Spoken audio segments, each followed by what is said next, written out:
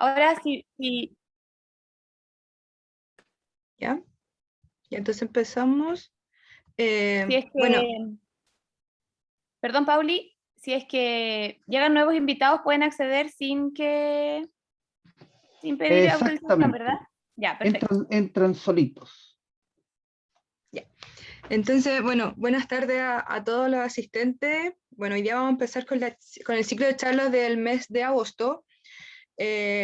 Bueno, hoy día vamos a tener dos invitados muy buenos. Bueno, aquí tenemos al doctor Luis Morales, que es docente e investigador de acá de la facultad como a nivel U de Chile. Y bueno, él nos va a hablar sobre la charla titulada sobre escenarios de cambio climático en el altiplano de la región de Arica y Parinacota. Así que, bueno, aquí, profe, usted está listo y dispuesto para comenzar su charla y vamos a estar Vale, súper atentos también. Muchas gracias y bienvenido. vale. Muchas gracias. Bueno, vamos a compartir el día de hoy, los saludo a todos, vamos a compartir el día de hoy un momento de un poquito de ciencia, digamos. Hoy me estoy echando un poquito de mentalor porque estoy bastante constipado, entonces esto me permite que no suene tan gangoso. Realmente es bueno el mentalol, así que, bueno. Entonces, hoy día voy a presentarles un poquito de ciencia, realmente de lo que se espera ocurra. ¿Ah? No es ninguna, como les dijera, no es ninguna certeza de lo que vayamos a hablar nosotros el día de hoy vaya a ocurrir. ¿Ah? Sin embargo, es un pequeño adelanto de lo que podría ocurrir en el tiempo. Entonces voy a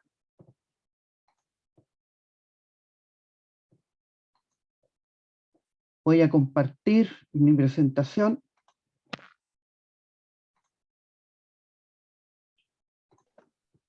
Ahí se ve, profe, bien. Bien, entonces vamos a hablar de escenarios de cambio climático en el altiplano de la región de Arica y Parinacota. O sea, el nombre de altiplano tampoco es tan así. Ahí van a darse cuenta que vamos a hablar de una gran zona que incluye el altiplano. Bien, originalmente la única manera que hemos tenido, yo diría de los años 80, 90 en adelante, de poder adelantarnos a qué va a ocurrir en el clima, es con los llamados modelos de circulación general de la atmósfera. Estos modelos son en general una programación, ¿no es cierto?, computacional de las principales leyes de la física, ¿eh? Para poder describir la atmósfera. Y estos modelos en general tienen una resolución espacial gruesa. ¿Eh? Se calcula más o menos aproximadamente cada 25 o 250 kilómetros qué es lo que está ocurriendo en un lugar del planeta. Y después todos esos lugares, cada 25 kilómetros, se juntan para poder entregar una visión planetaria. Ahora, cuando uno habla de 25 a 250 kilómetros, la verdad es que una resolución espacial bastante gruesa, bastante gruesa. Quiero recordarle, por ejemplo, que las imágenes satelitales que están disponibles ahora para, qué sé yo, estudios en ecología, en agricultura, qué sé yo, en parte de las ciencias forestales, tienen una resolución del orden de 10 metros, un píxel de 10 metros. Y si comparamos con estos, que hay desde 25 hasta 250 kilómetros, realmente es muy grueso. Entonces, para poder nosotros tomar los resultados de estos modelos de circulación general de la atmósfera y aplicarlos, por ejemplo, a ecología o agronomía, agricultura, tenemos que tener una resolución espacial más fina. Como mínimo, yo diría 1 kilómetro. Sin embargo, una resolución espacial mejor sería de 250 metros.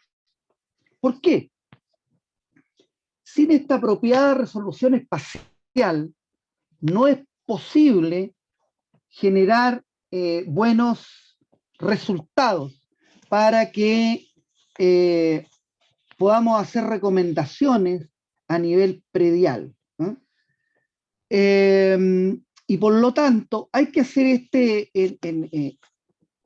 como ensemble matemático, ¿no es cierto?, para poder reducir la escala, que en la literatura se encuentra con el nombre de downscaling o bajada de escala. Es decir, vamos a tomar un modelo de circulación general de la atmósfera que está, supongamos, a 25 kilómetros, 20 kilómetros, y lo vamos a llevar hasta una resolución espacial de 250 metros.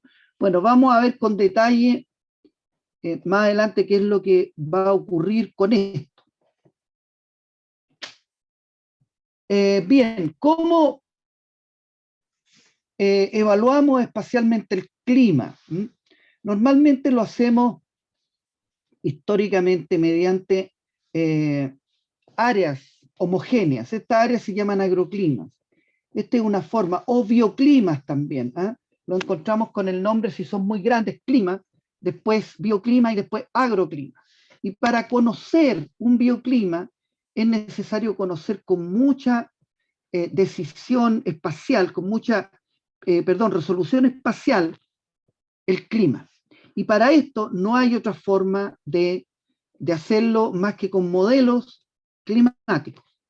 Entonces, por lo tanto, para planificar a nivel agrícola, a nivel territorial, a nivel, qué sé yo, no sé, ecológico, es fundamental poder tener estos análisis espaciales llamados bioclimas, agroclimas, topoclimas.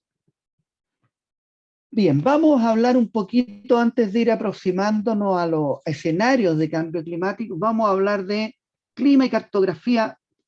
Yo le puse agroclimática, pero en realidad es bioclimática.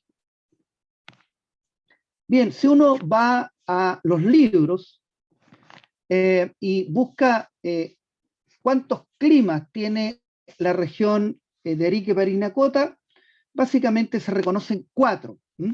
Una zona costera, una zona más al interior, después una precordillera como prealtiplano y después altiplano. Cada uno tiene un nombre y cada uno se caracteriza básicamente por diferentes características, digamos. Por ejemplo, el más cercano a la costa, que es el clima desértico costero nuboso, se caracteriza básicamente porque uno está en la costa, en el farallón costero, digamos, que bordea los 1000 metros, y hacia abajo normalmente todas las mañanas hay mucha nubosidad, hasta a veces pasado el mediodía. Una característica de esa parte. Después, por sobre los 1000 metros de altura, digamos, uno llega al farallón costero más alto, y hacia adentro tenemos un clima desértico interior que ya pierde la influencia costera. Posteriormente vamos subiendo hacia el altiplano y más o menos cercano a los 2000 metros se ubica el clima desértico marginal de altura, que es donde ya la temperatura comienza a disminuir con la altura. Sin embargo, comienzan a aparecer precipitaciones de lo que se denomina usualmente invierno boliviano. Sin embargo, en esta zona podrían haber precipitaciones entre 50 y 100 milímetros anuales, fundamentalmente centradas en la época estival.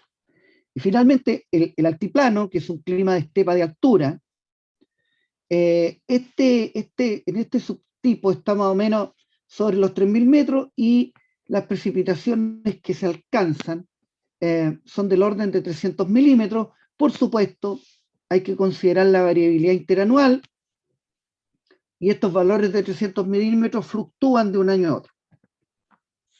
Acá tenemos la clasificación esta clasificación climática de Köppen, donde tenemos estas 4 zonas, estas 4 zonas que tienen características bien particulares. Vamos a analizar por ahora la zona 1 y la 4. No nos vamos a centrar en la 2 ni la 3.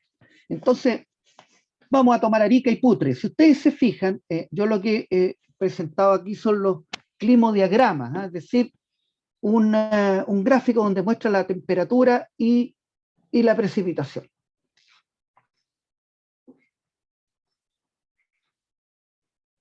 Y lo primero que uno se ve entre Arica y Putre, que Arica es mucho más, tiene más temperatura media, Putre tiene menos temperatura media, más o menos la mitad de la temperatura media de Arica. Sin embargo, Putre tiene mucho más precipitación que Arica, fundamentalmente centrada en la época estival, diciembre, enero, febrero, hasta marzo y abril a veces. Y sin embargo, Arica tiene una precipitación mucho más baja y básicamente con otro mecanismo. En Putre básicamente tenemos el invierno boliviano y en Arica fundamentalmente las camanchacas. Bien, ahora, ¿qué es lo que ocurre cuando uno se encuentra con... oh, disculpe, esto lo voy a poner un poco más abajo y voy a aprovechar de mover este otro inmediatamente. ¿Qué es lo que ocurre ahora cuando hay niña y niño? Bueno, fíjense que cuando hay niña y niño, ocurren cosas diferentes. Por eso en el caso del niño, tenemos que básicamente se vuelve más cálido la región de Arica y Parinacota y lo que es la parte altiplánica se vuelve un poco más seco. Ahora, ¿qué es lo que ocurre cuando hay niña? Cuando hay niña se vuelve más lluvioso y evidentemente la parte más cercana a la costa, inclusive hasta la zona 2 climática, se vuelve más fría, más fría. Eso a grosso modo. Ahora, en la zona central, la situación está más o menos establecida, lo que es un año con niño, normal y niña, pero no voy a hablar de eso, simplemente se los muestro, que las precipitaciones entre una niña y un niño podrían aumentar respecto de un año normal. En el caso del niño está el doble prácticamente, y en el caso de una niña podrían llegar al orden del 30%. Bien, pero para poder evaluar el clima a lo largo de Chile, y después me voy a centrar en Arica y Parinacota, tenemos que tener una red de estaciones meteorológicas que nos esté entregando datos. Ahora, si uno es bastante honesto, la densidad espacial de las estaciones meteorológicas, yo las llamo EMAs, es insuficiente, totalmente insuficiente. Esto quiere decir que el número de estaciones meteorológicas por unidad de superficie no está lejos de tener la norma, por ejemplo, de la Organización Meteorológica Mundial. Bueno, pero con todo eso tenemos 2 redes más o menos disponibles, que es la RAN, la Red Agroclimática Nacional, y la red de la Dirección General de Aguas. La RAN está compuesta por más redes de estaciones, está compuesta por la Dirección Meteorológica de Chile, la red de Agroclima, la red Agromet de INEA y la red Meteovit, siendo privadas en la red Agroclima y la red Meteovit. Bien, y si yo hago un análisis de estas estaciones, por ejemplo, de la RAN, y calculo la densidad de estaciones meteorológicas, es decir, cuál es la probabilidad de encontrar una estación meteorológica, en realidad, donde hay más probabilidad en el Valle Central, entre la Quinta y la región del Maule. Pero si ustedes fijan en el mapa de la derecha, tenemos que esta situación tan buena entre la Quinta y la región del Maule es paupérrima en las demás regiones.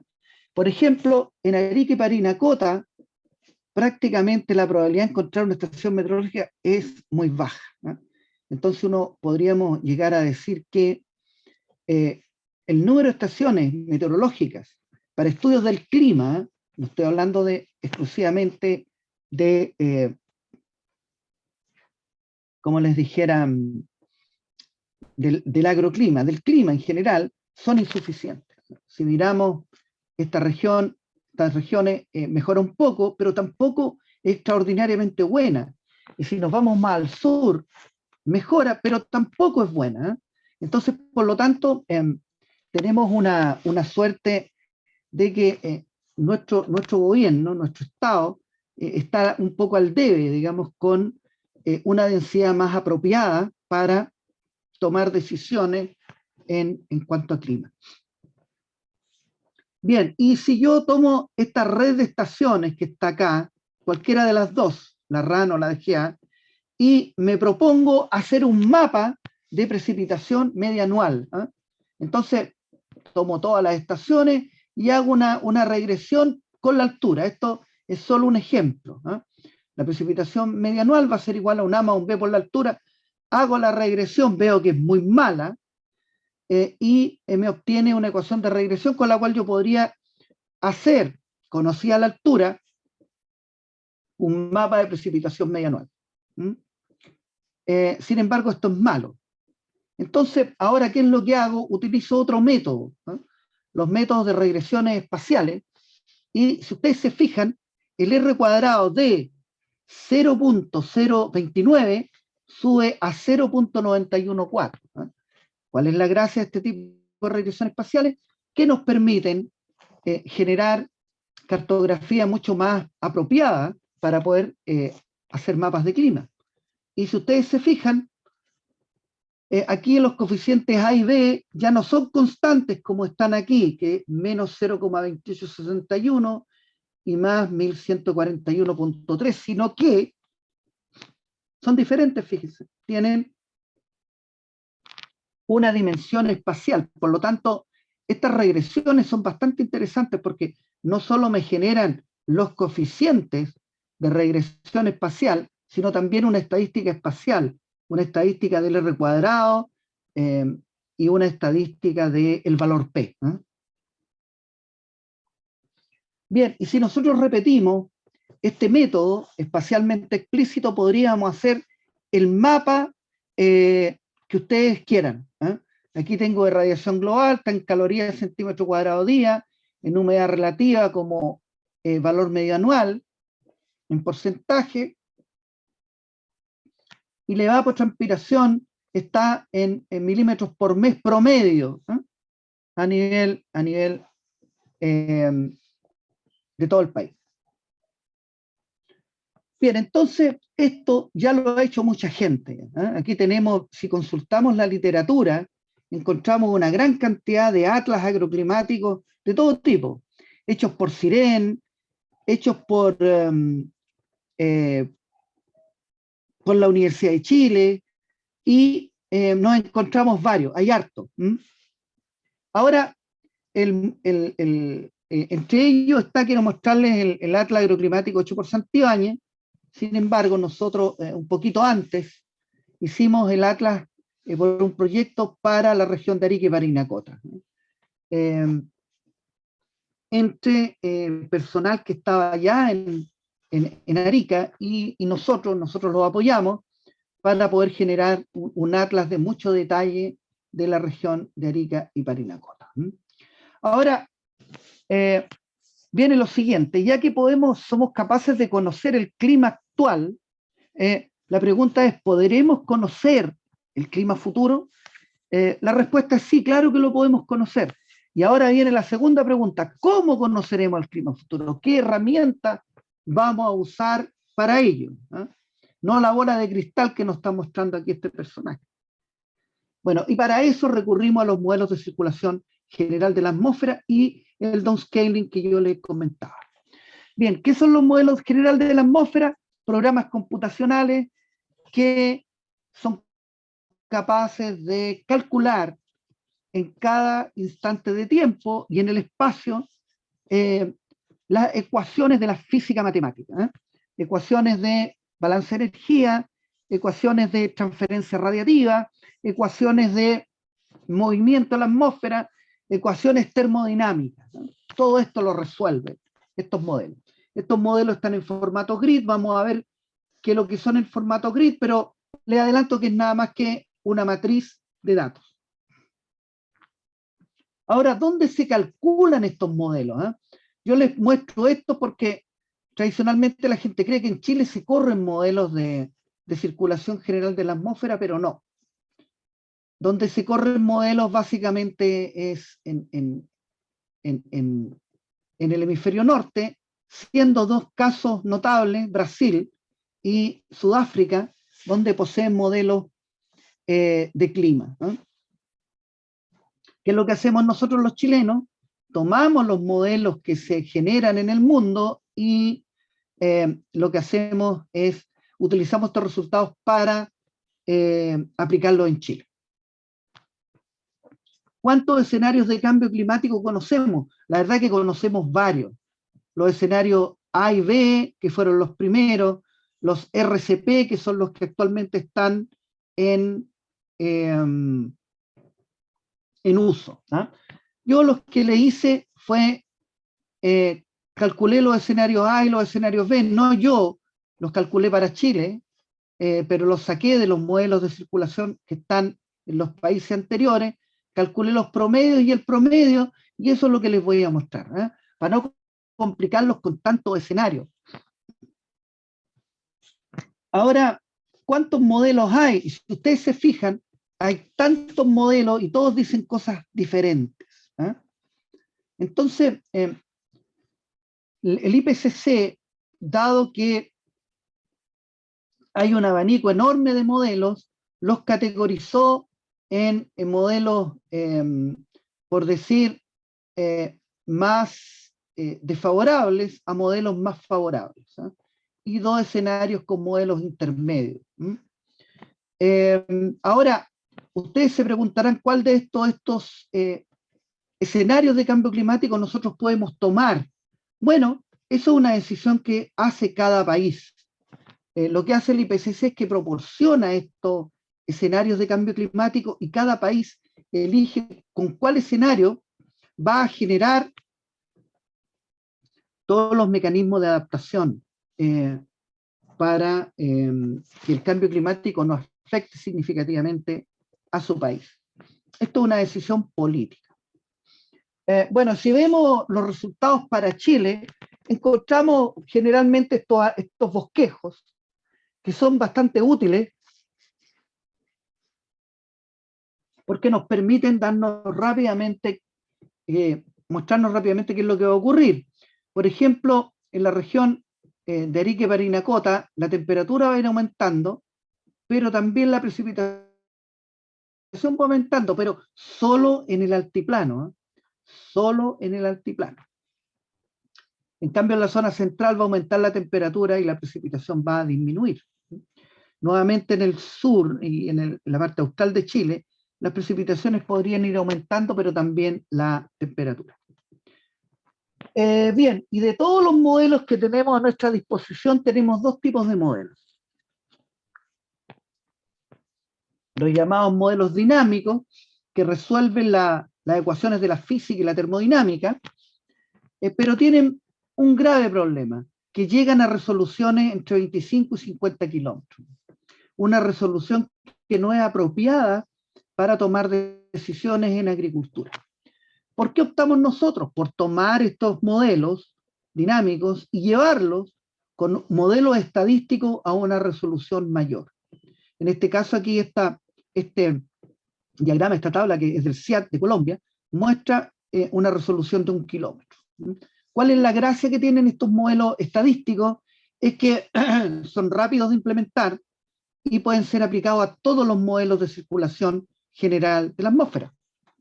Lo malo es que solo representan tendencias. Hay que tomarlos con cuidado, son tendencias en el espacio. La pregunta ahora es dónde yo puedo obtener datos de los modelos de circulación general de la atmósfera. Bueno, el CGIAR tiene una página donde hay una compilación de por lo menos 20 modelos de circulación general de la atmósfera y los cuales uno puede bajar, puede bajarlo. Entre ellos puede bajar datos de temperatura diurna, el rango de temperatura diurna, temperatura máxima, la mínima, precipitación, radiación solar, etc. ¿Y a qué resoluciones? Bueno, desde 1 kilómetro hasta los 50, 100 kilómetros. ¿Cuál voy a bajar? La que esté disponible a mayor resolución. Eso es lo que uno haría. Pero estas se pueden bajar y están disponibles y las puede bajar cualquier ciudadano del planeta. Como vienen algunas, las que están directamente a 25 kilómetros, se aprecian así, muy pixeladas. Aquí hay algo de precipitación y aquí les estoy mostrando temperatura máxima, muy pixelada. Entonces lo que hay que hacer es tomar estos datos que están pixelados y llevarlo a la resolución que yo necesito. Están a 1 kilómetro, pero si yo las necesito a 250 metros, a 500 metros o a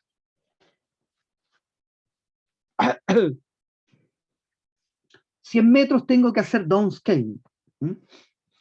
¿Cuántos modelos hay aquí? Están todos estos. No se los voy a mostrar cada uno porque hay muchos.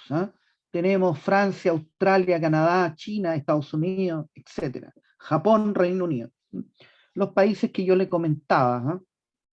En Chile no se corren modelos de circulación general de la atmósfera. Y estos modelos están disponibles por década. Están los promedios entre 2010 y 2039, que es 2020, y los promedios por década sería 20, 30, 40, 50, 60, 70, 80. El 2020 es lo que se denomina la línea base. La línea base. Entonces, aquí esto es un ejemplo. Vamos a pasar de 10 kilómetros de esta resolución a esta resolución, a 1 kilómetro. Nótese la diferencia notable entre el mapa que está a la izquierda y el mapa que está a la derecha. Uno puede obtener muy buenas resoluciones y uno puede llegar a nivel de valles, aquí a nivel de los valles, ver qué es lo que está ocurriendo a nivel de valle. Así que es bastante bueno este método. Y nosotros hemos llegado hasta prácticamente los 90 metros de resolución, unos trabajos que hicimos para el Ministerio de Agricultura de todo Chile, y lo que tienen aquí, por ejemplo, a 90 metros, este valle que está aquí. Observen cómo es posible, mediante estos algoritmos,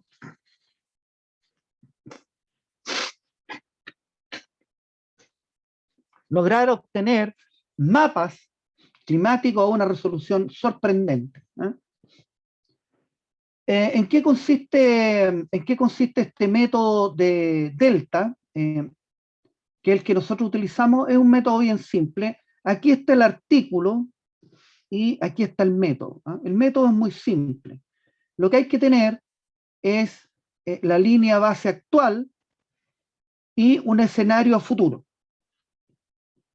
Entonces, y ambos tienen que estar en la misma resolución.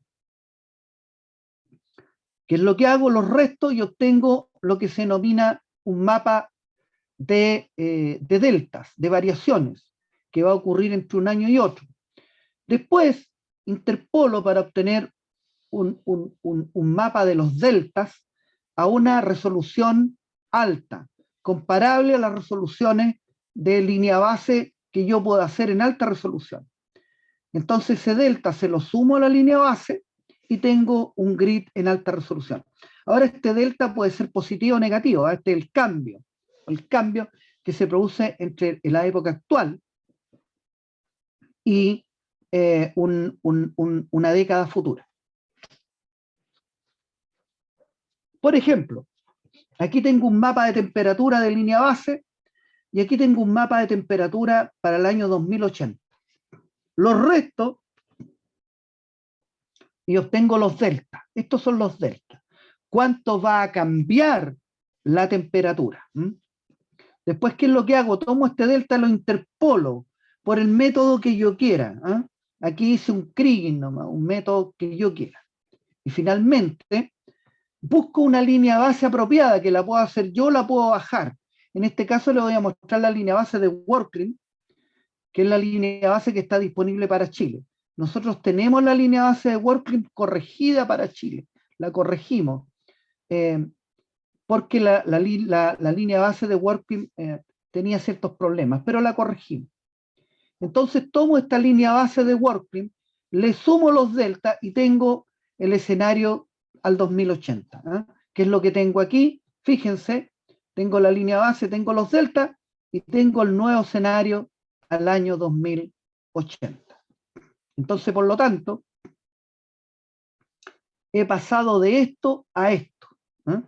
He pasado de una resolución muy gruesa, que no es apta para la toma de decisiones ni en ecología ni en agricultura, ni en el manejo de la flora nativa, y tengo un producto que me permite por lo menos mejorar la precisión de mi toma de decisiones.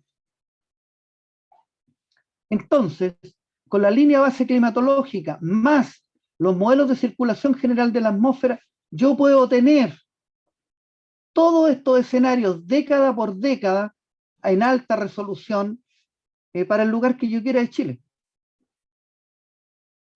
Veamos los escenarios climáticos futuros.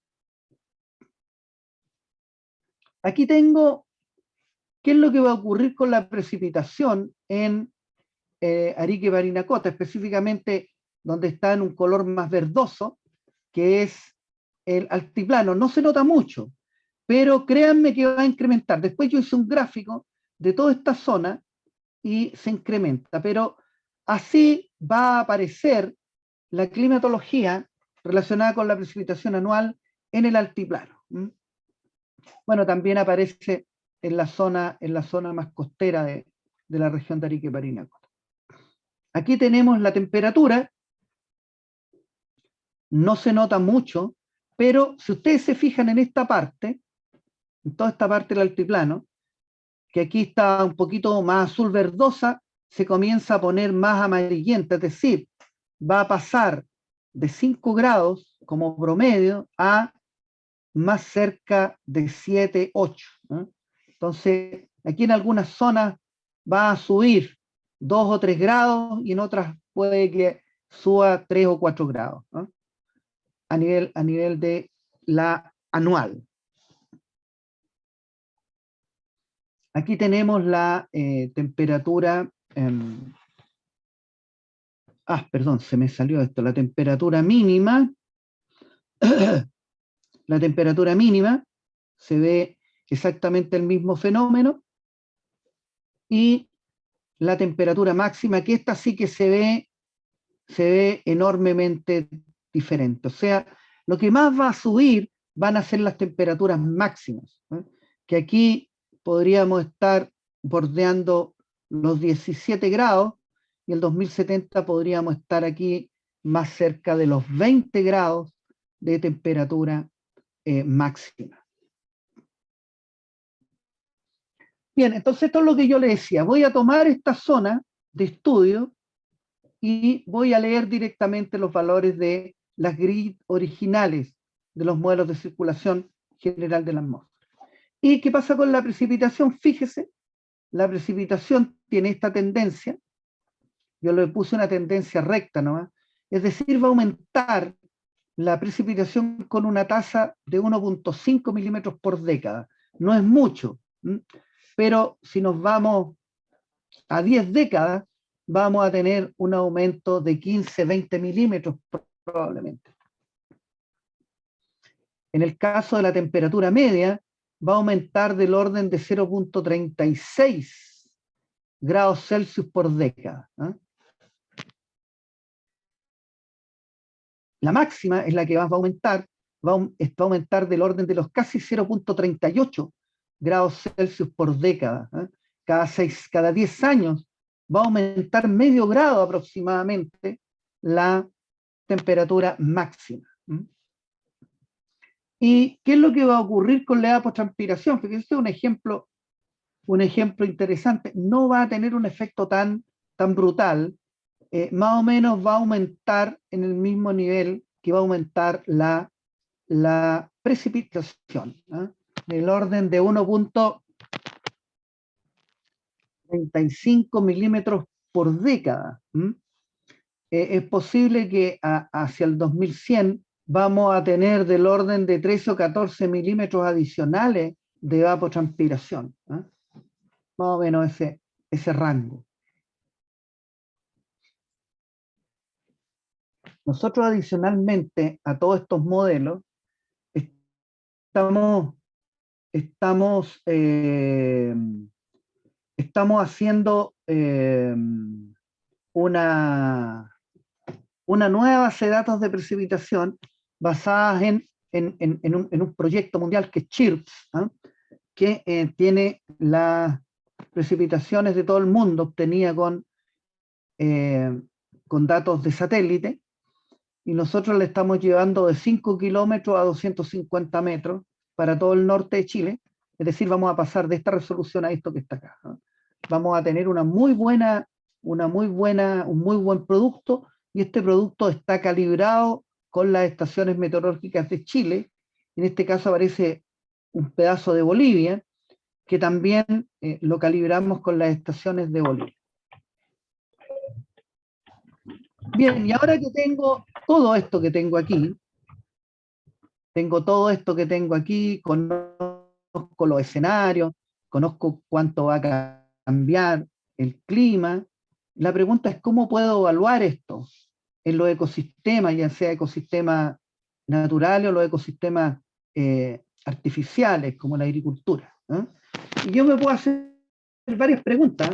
Por ejemplo, ¿dónde puedo encontrar el clima que yo tengo ahora en el futuro? ¿Y en qué parte de Chile lo encuentro? Segundo, ¿qué problemas tendremos con el agua? ¿Voy a tener que regar más? ¿Voy a tener que regar menos? La otra pregunta, ¿habrá una migración de los cultivos? ¿Los cultivos irán hacia el sur? ¿Qué va a ocurrir con las plagas y las enfermedades? ¿Van a volverse locas? ¿Van a generar mayor cantidad de problemas?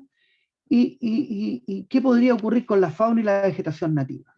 Bueno, todas las preguntas que yo me puedo hacer, hay formas de responderlas. Por ejemplo, una que nosotros hemos ocupado, que para cuantificar los impactos le pongo C2 al cambio climático, tenemos los modelos de circulación general de la atmósfera, tenemos modelos estadísticos de downscaling, y podemos ver qué es lo que va a ocurrir con los cultivos mediante análisis multicriterio, modelos de nicho, modelos de cultivos. ¿Para qué?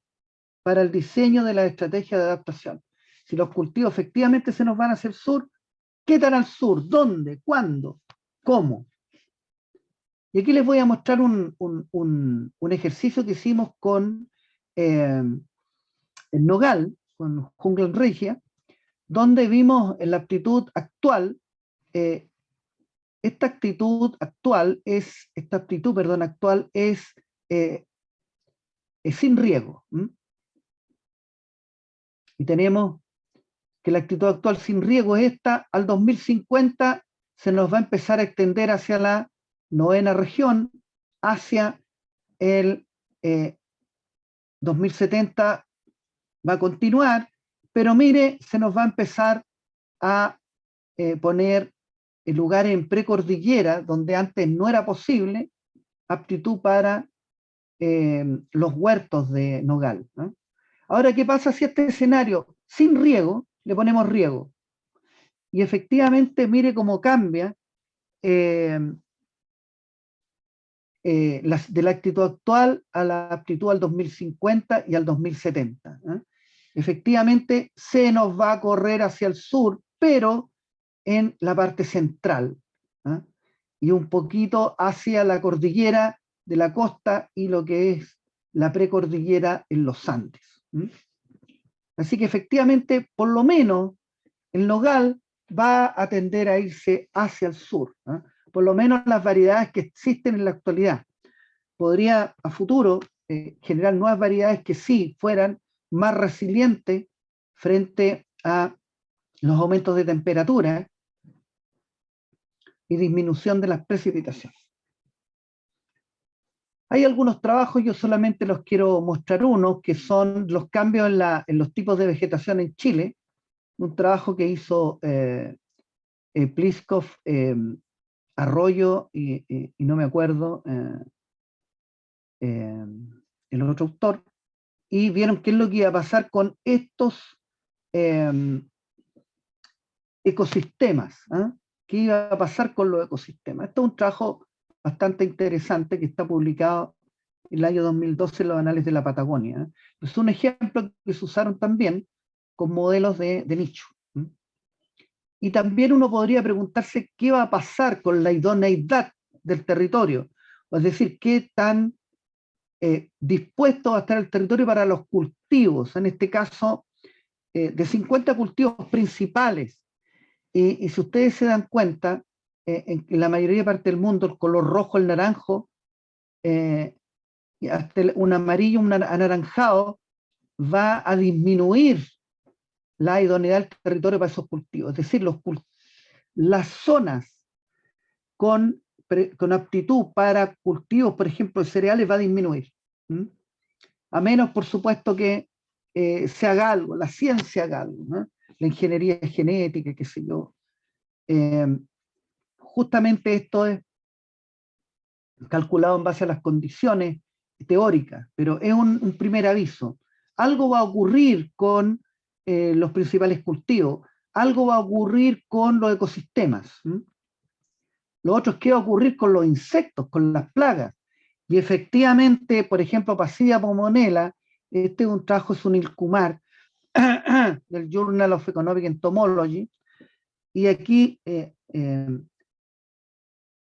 digamos, pone para el año 2080, creo, no me acuerdo muy bien, pero un aumento de el riesgo, ¿eh? Es decir, que esta plaga va a generar problemas más o menos graves entre lo que es todo lo naranjo y rojo, ¿eh? A futuro. Y uno esto lo puede hacer con otras plagas. Bien, eso es más o menos lo que yo le quería comentar el día de hoy respecto de este tema. No sé cuánto me demoré, ¿eh? No, profe, no se preocupe, estuvo bien dentro del tiempo, así que Muchas gracias, muchas gracias. muy buena presentación, profe, se pasó. Muy interesante además el tema de todas estas proyecciones de los modelos para poder enfrentarnos también a lo que se viene con esto, mitigar y poder hacer cosas al respecto también en temas de todos los ámbitos a nivel social, cultural, económico, productivo a nivel de Chile en su totalidad. Muy interesante su charla y da para pensar también. Sí, miren, hay harto que hacer, eso es lo otro que se me olvidó Exactamente. decir. En términos generales, si uno pudiera decir cuánto hemos avanzado para conocer el impacto del cambio climático en Chile, en todos los cultivos, en todas las plagas, en todo de todo, no llegamos ni un 1%, y a lo mejor estoy exagerando, en menos de un 1%. ¿Por qué? Porque este es un tema que es complicadísimo. Y lo otro, como ustedes vieron, los modelos son una lotería también, ¿eh? Claro. Uno puede decir, no, yo le creo a este modelo, pero resulta que los modelos propio de la son naturaleza muy igual. antagónicos. Entonces, por eso que el mismo IPCC lo que hizo fue proponer a la comunidad política internacional escenarios y que cada país se adaptara de acuerdo al escenario que cree conveniente o que cree que va a ocurrir en su país, ¿no? Así que, por lo tanto, la pregunta, ¿a qué modelo uno le cree? La verdad que no hay que creerle a ninguno, Claro. pero tampoco hay que ser incrédulo, ¿no? Yo fíjense que frente a todo lo malo que tiene el IPCC, hay una cosa que tiene buena, y es que nos ha abierto los ojos respecto de una responsabilidad, que es que como los modelos son malos, los científicos somos malos, y todo es malo, bueno, es mejor pensar en que va a ser catastrófico y prepararse para eso. Entonces, de todas maneras, si de aquí a 100 años no pasa nada, lo peor que va a ocurrir es que la gente de esa época se ría de nosotros, ¿eh? Pero años más, esa gente nos va a maldecir, digamos, ¿no? Nos va a ir a desenterrar y nos van a incinerar por ahí. Así que es mejor hacer algo que no hacen nada, porque no sabemos qué tan equivocados estamos. Los modelos son buenos, pero la verdad que sus resultados son malos. Entonces, como sabemos eso, lo mejor que queda es prepararse para un escenario con una incertidumbre que no conocemos. Entonces, yo he visto trabajos en Chile que han optado por el peor escenario. Yo pienso que está bien, está bien. Y nos podríamos preparar en base al peor escenario. Pero eso es una opción. A lo mejor en Chile no golpea tan fuerte, pero yo pienso siempre que es mejor prepararse para lo peor y lo que venga va a ser igual. Mínimo. Mejor. Claro, Sí. impactos más mínimos también. Bueno, vamos a dar un tiempito para preguntas. No sé si alguien de nuestros participantes le quedó alguna duda, algo de aclarar. Estamos acá, este es el momento.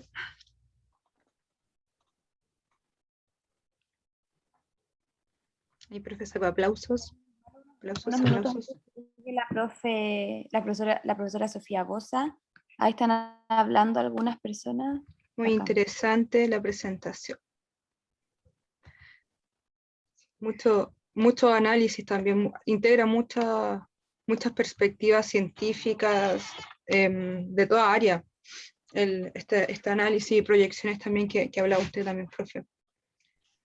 Me dejó impresionado un poco. Profe, tenía Aquí una están duda. hablando. Sí. Por mientras voy a hacer la pregunta que tenía.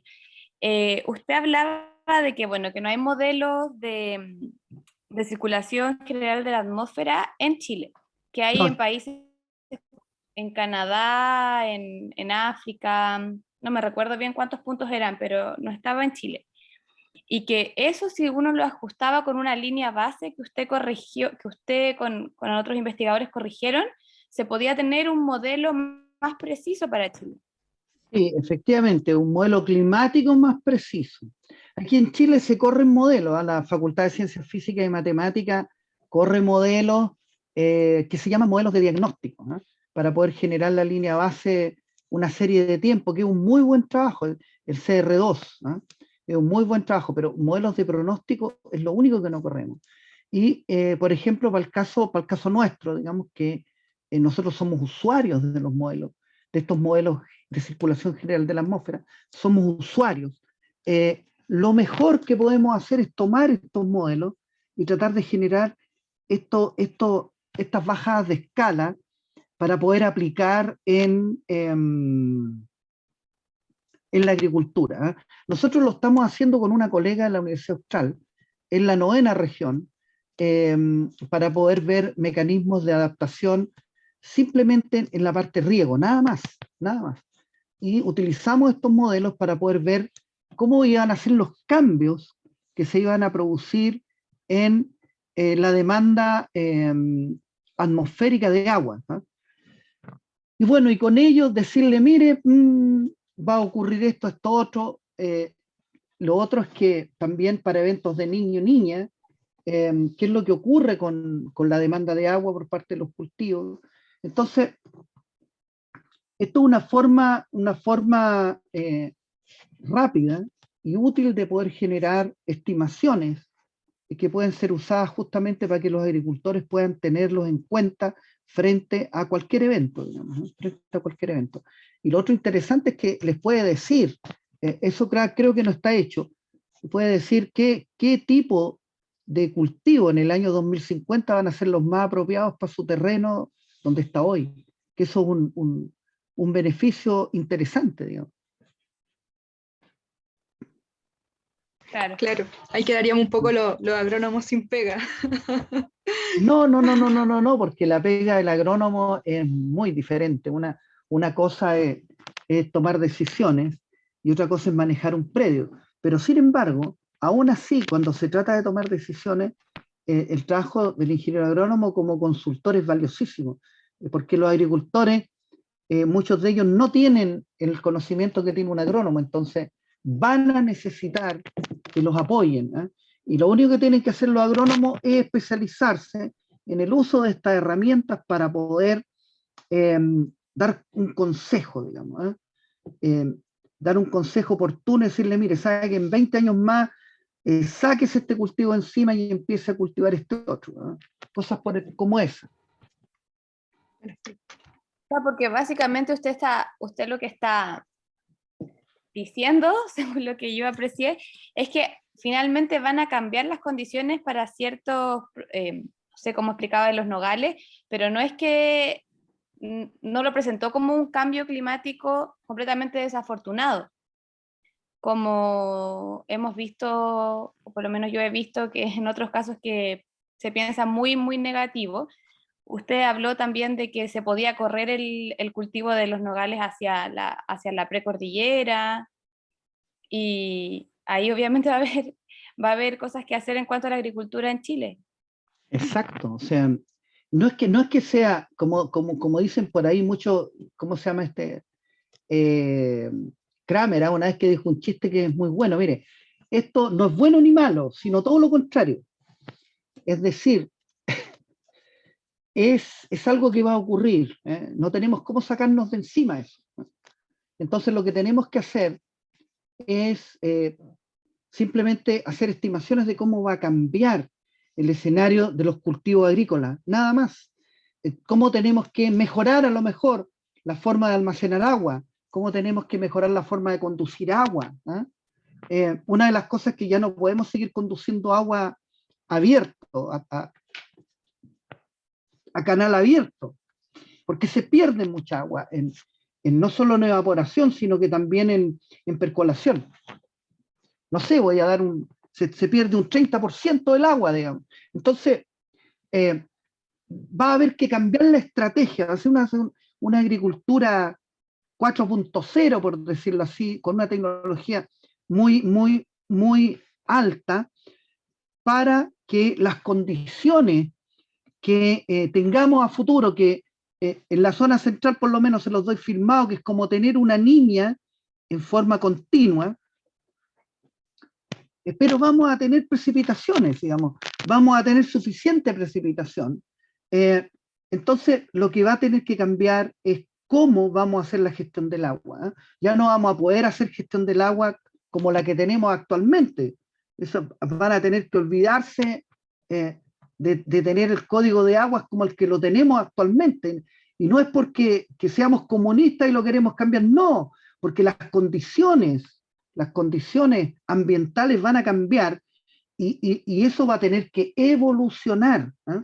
No va a poder seguir siendo como ahora, y todo va a tener que cambiar, digamos, todo va a tener que cambiar y mejorar, ¿eh? Optimizarse. Y la gente, por supuesto, va a tener que prepararse mucho más. Tanto los agrónomos como también los agricultores van a tener que estar en constante especialización, justamente para no quedarse sin agua. Ahí había una pregunta en el chat de Sebastián. Sí, bueno, dice, muy bacán todo. ¿Cuál es la cantidad o densidad de sensores climáticos que deberían ser para ser los suficientes? Y aquí mire, sí, en Planilandia, digamos, en un sector más o menos plano, sería una estación meteorológica entre 10 y 30 kilómetros, ¿eh? En el caso de Chile, yo creo que obligatoriamente una cada 10 kilómetros, ¿eh? Una cada 10 kilómetros. Pero ojo, eso es para el monitoreo del clima, ¿eh? En el caso de la agricultura, básicamente tiene que haber estaciones donde haya agricultura, digamos. Y tal vez la densidad sea un poco diferente en los valles, ¿no? Pero la Organización Meteorológica recomienda eso, ¿eh? La Organización Meteorológica Mundial. Una estación cada 10 o 30 kilómetros. Eso es. muy bien. Bueno, ahí dice Sebastián, dice gracias. Bueno, profe, creo que estamos en la hora. La profe Sofía Osa ya está ya está con Ok. nosotros. Bueno, agradecerle por su participación y bueno, la charla muy interesante y queda invitadísimo para más adelante. Por si se nos quiere sumar a otra iniciativa más, que estuvo muy Perfecto, no buena, hay ningún problema. tiene muchas proyecciones, y voy a dejar de grabar para hacer el cambio. Yo, Yasmín, la voy. Ya, vamos a comenzar. ¿Vas Bueno, a grabar tú? sí, no te preocupes. Ya. Bueno, ahora vamos a continuar con la charla de la profesora y doctora Sofía Bosa. Bueno, ella es docente y académica también de nuestra facultad, de la Facultad de Ciencias Agronómicas, y también es investigadora a nivel UE Chile. Y bueno, ella nos va a presentar hoy día otra área súper importante también relacionada con lo que nos conversaba el profesor Luis Morales sobre la agricultura familiar campesina en Chile, donde vamos a contener también las situaciones, reflexiones y los aportes para el desarrollo rural. Así que bienvenida, profe, y tiene toda nuestra atención y bueno, eso, entusiasmada por verla. Igualmente, muy contenta de verlas acá y muy contenta de estar compartiendo con ustedes esta tarde. Yo les preparé una presentación, pero si me permiten que la pueda proyectar, que la pueda compartir, ahí me dan los permisos. Prometo que es eso lo que voy a compartir, no ninguna otra cosa. Ya creo que tú la puedes poner como anfitriona, porque estoy yo como... O ponerla como anfitriona sería lo otro, porque como estoy grabando yo. ¿Me dicen cómo se hace eso, por favor? Ahí donde Arriba dice, en More, donde dice More.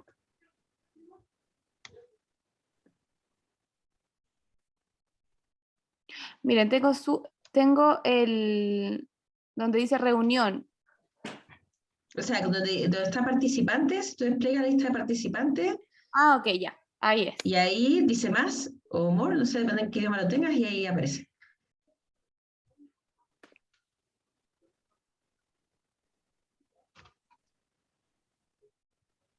Dos segundos. No te preocupes, tranquila.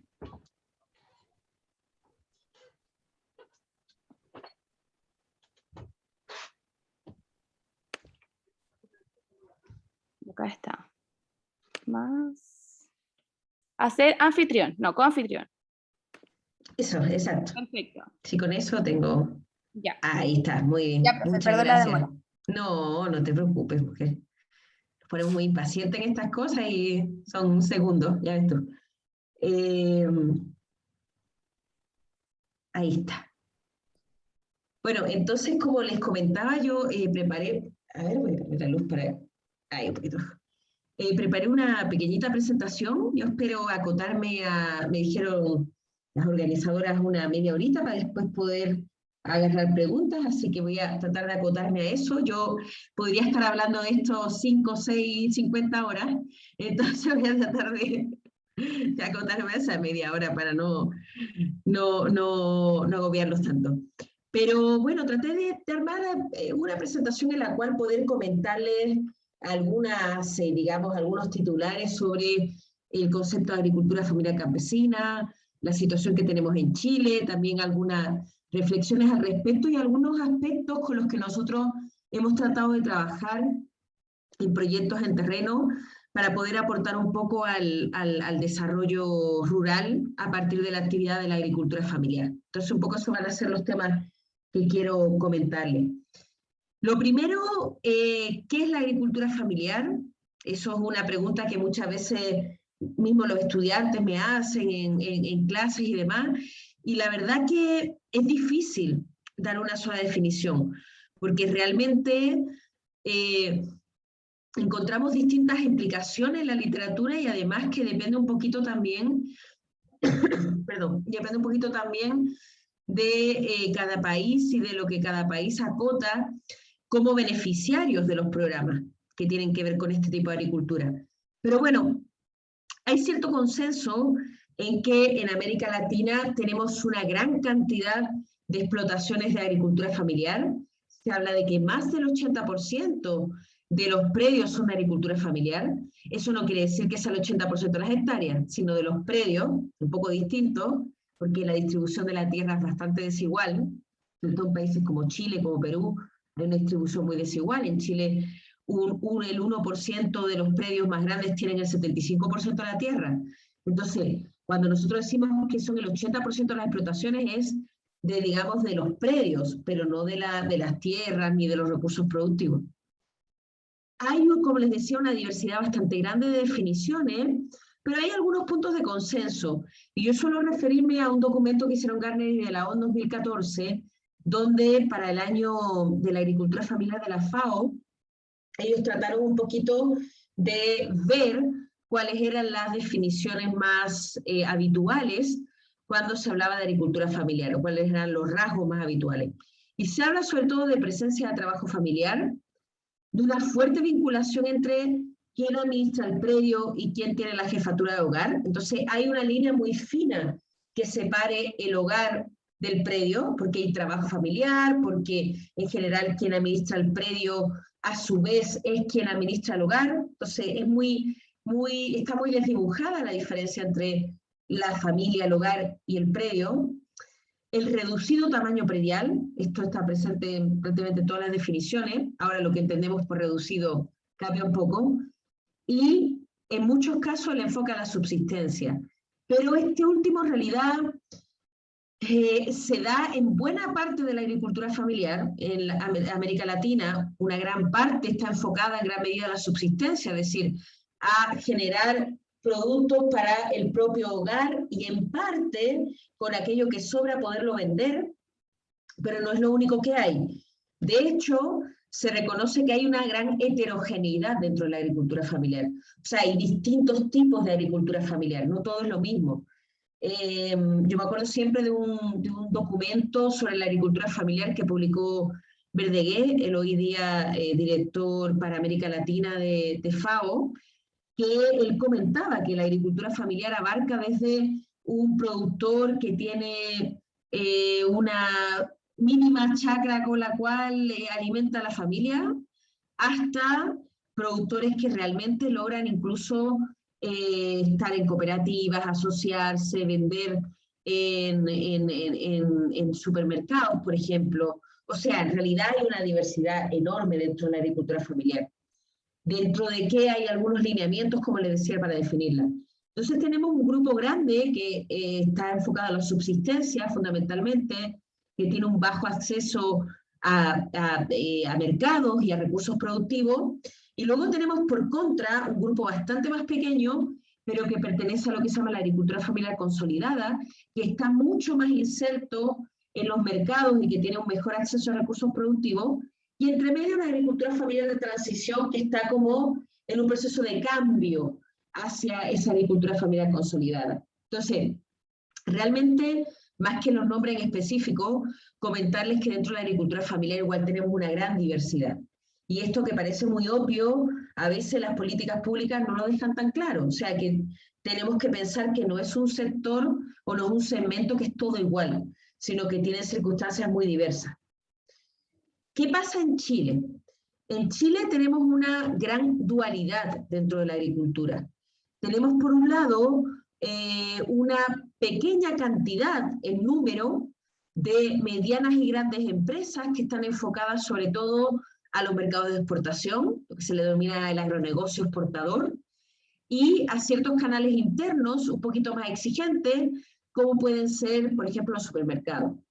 Entonces, estas empresas agrícolas no son ni siquiera el 5% del total, pero sin embargo son mayoritarias en términos de hectáreas, es decir, en términos de acceso a las tierras.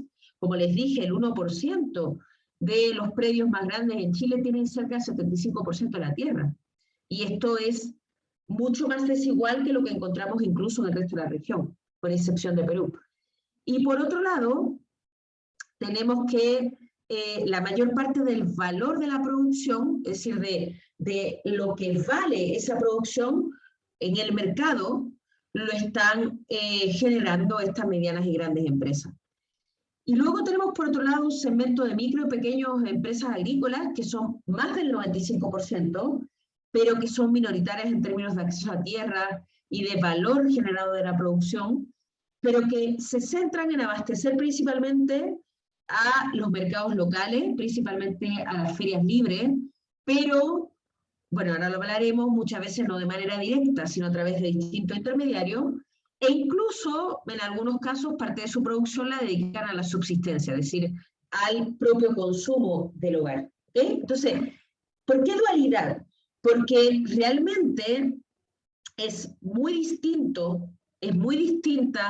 la situación de estos dos grupos en términos de innovación, en términos de acceso a recursos productivos, en términos de acceso a mercado, en términos de inocuidad, en términos de gestión. O sea, realmente, yo les digo, desde bastante experiencia trabajando en terreno, son mundos muy distintos, que conviven, pero que tienen unas realidades muy diferentes, dependiendo si el agricultor se dedica a esos mercados de exportación y es un agricultor más grande o un agricultor más chico que está dedicado fundamentalmente al mercado interno. Incluso en la investigación que hay en las entidades, si ustedes se ponen a mirar las mallas y la investigación que se hace en las facultades de agronomía en Chile, excepto un poquito en los últimos años, en general la investigación se ha centrado en la fruticultura y en la enología, que son las dos disciplinas o los dos rubros que más tienen que ver con la exportación. Entonces, incluso desde el punto de vista de lo que se hace desde la investigación de las universidades, muchas veces ha estado más decantado hacia este segmento que se dedica fundamentalmente a la exportación. Entonces tienen realidades muy distintas. Nosotros recién hicimos un trabajo para la FAO sobre las brechas de los pequeños y medianos, o sea, de los micro y pequeños productores agrícolas chilenos para poder alcanzar los mercados de exportación, y hay temas que para las empresas que se dedican a exportar están resueltos prácticamente, y que sin embargo para los micro y pequeños productores son brechas casi insalvables. Entonces hay muchas diferencias en estos dos mundos. Esto es una simplificación, pero realmente uno observa esta dualidad. ¿Qué es lo que se reconoce o se entiende en Chile por pequeña agricultura, por agricultura familiar? Bueno, como les decía, la definición general, teórica, hay muchísimas. FAO en ese documento Carneri de la O trató de agarrar algunos factores comunes, pero realmente lo que en cada país se define por pequeña agricultura, agricultura familiar, depende en gran medida de lo que las instituciones públicas que apoyan a este tipo de agricultura definan como sus beneficiarios. O sea, en general, si la institución de apoyo define que sus beneficiarios tienen que cumplir A, B y C, eso es lo que en el país se entiende por agricultura familiar o pequeña agricultura. En Chile se habla de hasta 2 hectáreas de riego básico. Como saben, es una equivalencia que se hace para tratar de entender las hectáreas como de una misma calidad productiva. Activos, es decir, equipamiento, infraestructura, no superiores a las 3.500 UF, explotar una superficie de terreno o vivir y trabajar en el campo, y tener ingresos principalmente provenientes de la actividad agrícola o silvoagropecuaria. Yo les diría que principalmente se revisa, o los dos criterios que son más exigidos son los dos primeros, que tienen que ver con la limitación en el número de hectáreas, y hemos hablado que la agricultura familiar se entiende como una agricultura de pocas hectáreas, y también el tema de la limitación de los activos, es decir, del equipo, maquinaria, etc. Entonces, fundamentalmente el INDAP, cuando piensa pequeña agricultura, piensa en un agricultor de una pequeña escala. Pero también INDAP reconoce que hay una gran diversidad, o sea, que no hay un solo agricultor familiar o pequeño agricultor, sino que se podrían hacer, en términos generales, 2 grupos, y de hecho sus programas los adapta a cada uno de estos grupos. Por un lado, un segmento multiactivo, que es un segmento que en INDAP significa como 70-75% de los beneficiarios, que necesita desempeñar otras actividades más allá de la agrícola para poder hacer subsistir a la familia, necesita tener ingresos de otras fuentes. Y un segmento empresarial que tiene una mayor inserción en los mercados, un poco como el segmento consolidado que veíamos antes, y que logra con su actividad poder con su actividad productiva específica, poder mantener el hogar, ¿vale? Entonces, también el INDAP reconoce esa diversidad y trata de adaptar en lo posible los programas a esta diversidad. Nosotros hemos hecho harta investigación en los últimos años sobre la pequeña agricultura, la agricultura familiar, sobre todo en la zona central, principalmente, pero no solo, en la región metropolitana y la región de O'Higgins. Esto por un tema de cercanía, en primer lugar, pero también por un tema de que realmente en región metropolitana al menos veíamos que había una carencia bastante grande de investigación en estos temas, porque en general la investigación estaba enfocada en regiones que son entendidas como más rurales y no hay tanta en región metropolitana sobre pequeña agricultura, siendo que hay producciones como la de hortalizas, que una de las regiones más importantes es la región metropolitana, sucede también incluso en producciones en algunos frutales, sucede también en producción vitícola, pero a nosotros nos interesó sobre todo por el tema de la importancia de las hortalizas, que es un cultivo además que suele estar en manos de la pequeña agricultura. Entonces, por eso también nos quisimos centrar en las dinámicas también en región metropolitana, en esta agricultura como periurbana, y la región de O'Higgins, que sí es mucho más netamente rural, pero que por cercanía también nos era más fácil poder hacer estas investigaciones. Y luego tenemos zonas un poco más alejadas, también hemos hecho algunas cosas. Ahora vamos a empezar a trabajar en la región de Atacama, hemos tenido trabajo también en la región de Los Ríos, también hemos tenido trabajo en la región del Maule, pero principalmente nos hemos centrado en región de O'Higgins y región metropolitana. Y ahí tienen los títulos de algunas de las cosas que hemos hecho, o los grandes temas, pero sobre todo hemos trabajado mucho con productores de perfil INDAP, para tratar de caracterizarlos, tratar de también no solamente caracterizarlos objetivamente, sino entender sus actitudes, qué es lo que piensan, cuáles son sus opiniones, cómo afrontan diversos temas, y también nos hemos enfocado en temáticas de especial interés para nosotros, como el tema género, como el tema cooperativas, como el tema formalidad, y hemos trabajado también, y después les hablaré de eso, en proyectos más en terreno, en temas de productos campesinos, patrimonio agrícola, y estamos ahora trabajando más emergentemente en temas de impacto del COVID, agroecología, etc. Algunos de los principales resultados que nosotros hemos obtenido con el trabajo que hemos hecho, sobre todo, como les digo, en la zona central, el elevado promedio de edad de los agricultores, que está entre 55 y 57 años, lo cual es preocupante porque hay una carencia de generación de recambio, entonces hay preocupación de qué va a pasar en 20 años más cuando ese promedio sea 75 o 77 años, va a haber generación de recambio que baje el promedio, y la verdad que vemos que ese es un punto crítico, la falta de juventud en los entornos agrícolas, el relativamente bajo nivel educacional que tienen los productores, lo cual dificulta algunos procesos de capacitación, la precariedad técnico-productiva.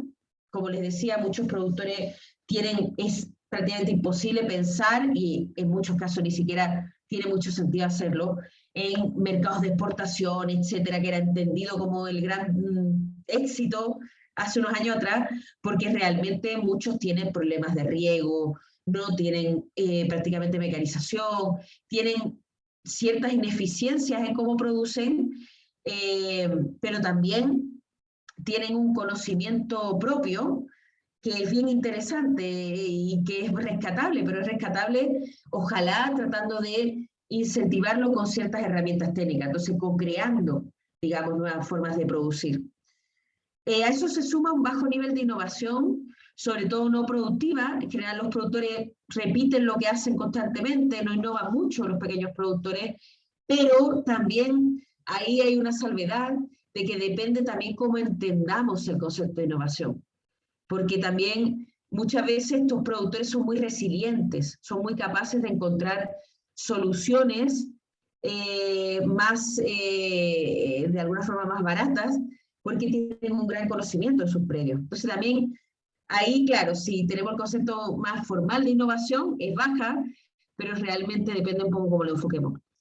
Tienen un escaso acceso a tecnologías de la información y las comunicaciones, y esto ha sido muy notorio con la pandemia, excepto el celular. En general el celular sí está muy instalado, pero es bastante acotado lo que logran hacer con él. Entonces, cuando se habla de, vamos a hacer una capacitación por Zoom para los productores, es difícil que lleguen porque muchos tienen una muy mala señal como para conectarse a este tipo de cosas, o vamos a ver con los productores para que vendan por online, pero muchos, por ejemplo, no están bancarizados, entonces no pueden ponerle a su página web un carrito de compras, cobrar por ahí, o no saben cómo armar algo así, no tienen idea. Entonces, el acceso al uso de las TICs es muy bajo, y la verdad que más allá de consultar ciertas cosas con el celular, el tema del WhatsApp, no es mucho más lo que por ahora logran hacer.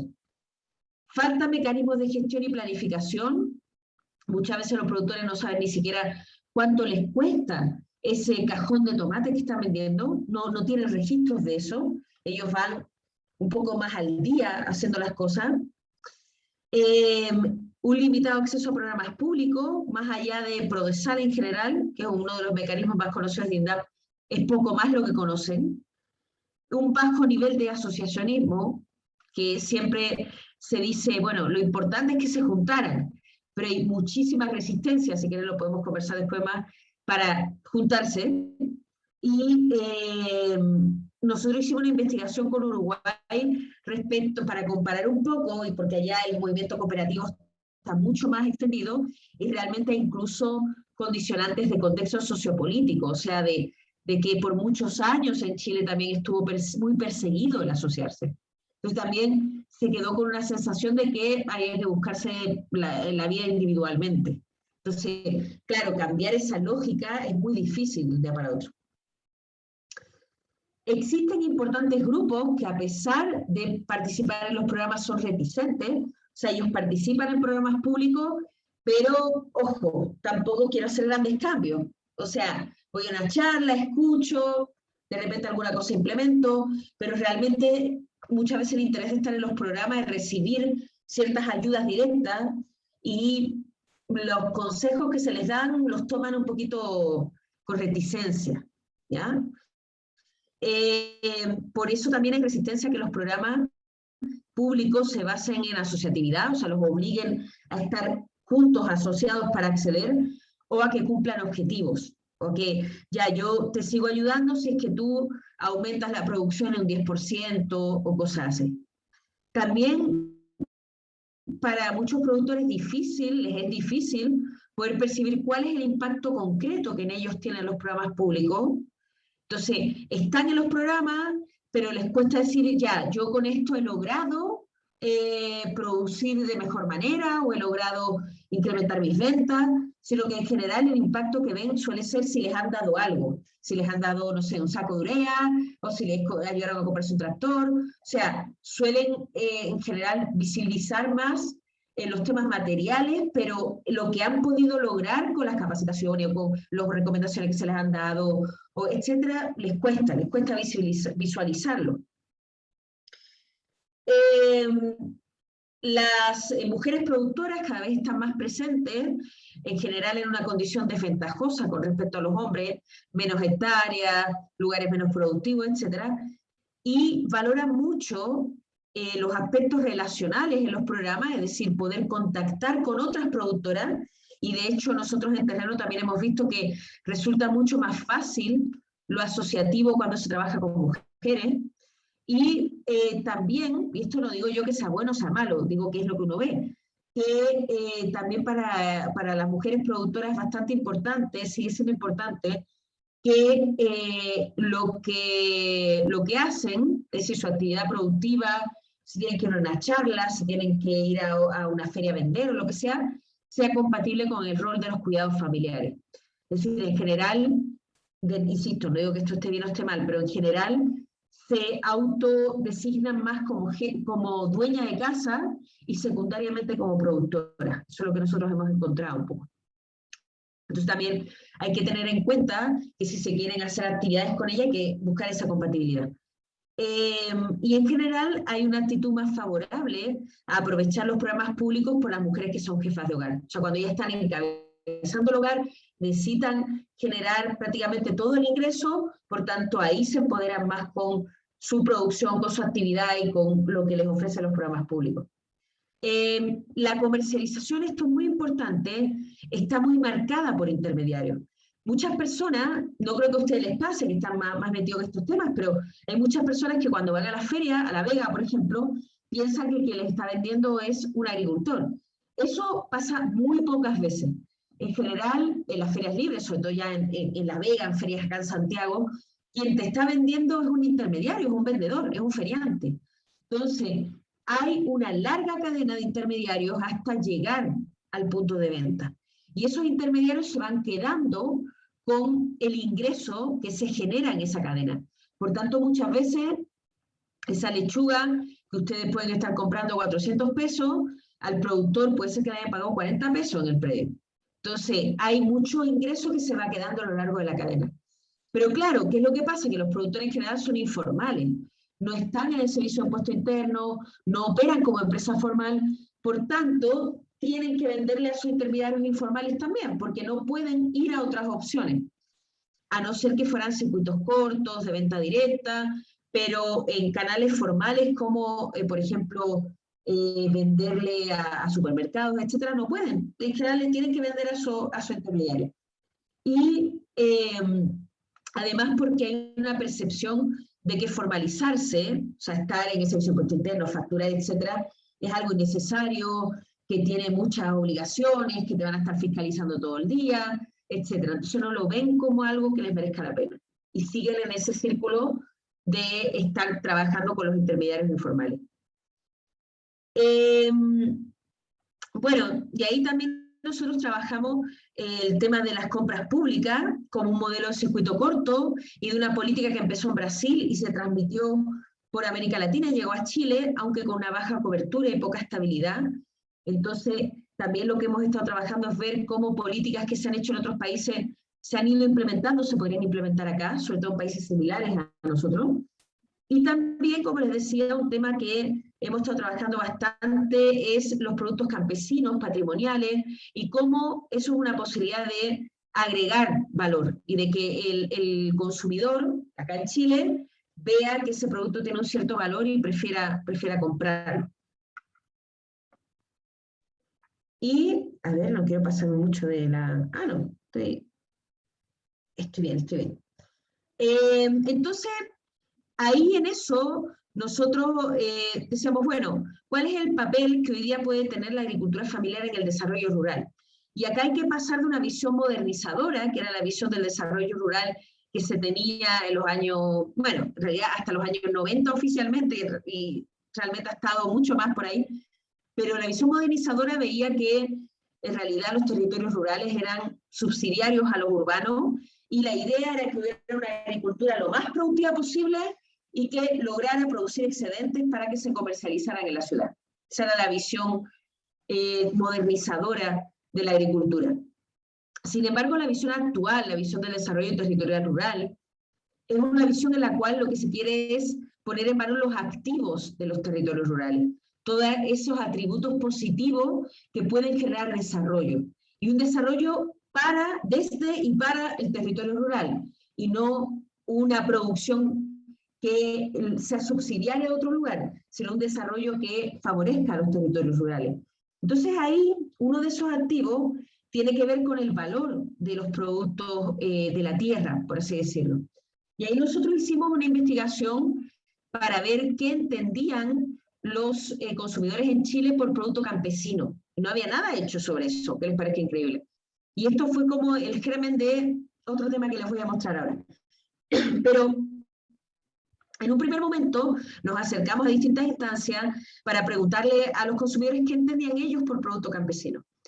Y ahí, buenas noticias, porque mayoritariamente, acá tienen los porcentajes en total, los identificaban como productos saludables, como productos sabrosos, con ingredientes locales, tradicionales. Entonces, en general, los consumidores le daban les relacionaban unas buenas cualidades, unas buenas características a los productos campesinos. Por tanto, hay una buena actitud por parte de los consumidores hacia estos productos. Y ahí es donde, por ejemplo, esto cristalizó en el sello Manos Campesinas, que es un sello que coloca INDAP, y que ahí la Facultad Veterinaria estuvo trabajando bastante con INDAP para esto, y que lo coloca a los productos para destacar su valor campesino, su procedencia de la agricultura familiar campesina. Por otro lado, como una derivada de eso, también nosotros hemos trabajado mucho en el fomento del patrimonio agroalimentario. ¿Qué entendemos como eso? Aquí les puse una cita de un libro que publicamos unos años atrás, pero básicamente, un poco para el par primero de frases, yo creo que un poco son las más definitorias, nos dice: la producción de alimentos ha descansado tradicionalmente en conocimiento y saberes que han perdurado en el tiempo.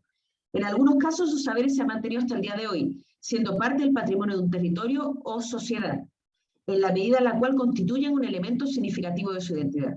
Entonces, estamos hablando de los productos, digamos, primarios, los productos elaborados, por ejemplo, una chicha, por ejemplo,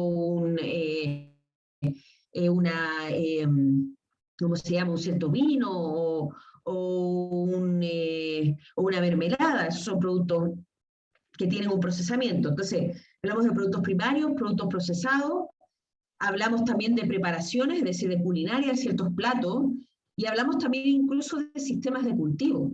Por ejemplo, en el norte, el cultivo en terrazas, o por ejemplo, la tradición de la minga en Chiloé.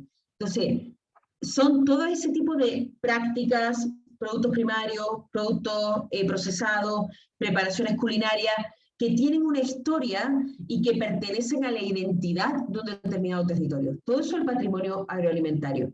Y ese patrimonio agroalimentario, su puesta en valor, es parte de una estrategia de desarrollo territorial rural. De hecho, si ustedes se van a la Política Nacional de Desarrollo Rural, que se aprobó hace un año, van a encontrar que el patrimonio agroalimentario aparece como un elemento del desarrollo territorial rural, algo a proteger y que es un activo para ese desarrollo.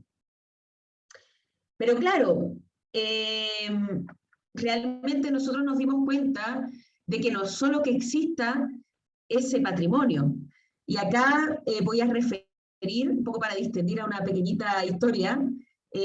Yo creo que algunos de ustedes quizá lo saben, algunos que les he hecho clase, otros quizá no saben, la primera vez que me ven, pero yo no soy de Chile, soy de España, pero soy del sur de España, de una ciudad que se llama Cádiz, y ahí pasó una historia bien curiosa que un poco ejemplifica esto que les estoy comentando, de que no solo que exista el patrimonio agroalimentario, sino que hay que hacer algo con él. Y es que muchos años atrás, Cádiz lo fundaron los fenicios, que los fenicios eran un pueblo navegante de hace más de 3000 años atrás. Y estos son dos sarcófagos fenicios, dos sarcófagos para el enterramiento. Pero resulta que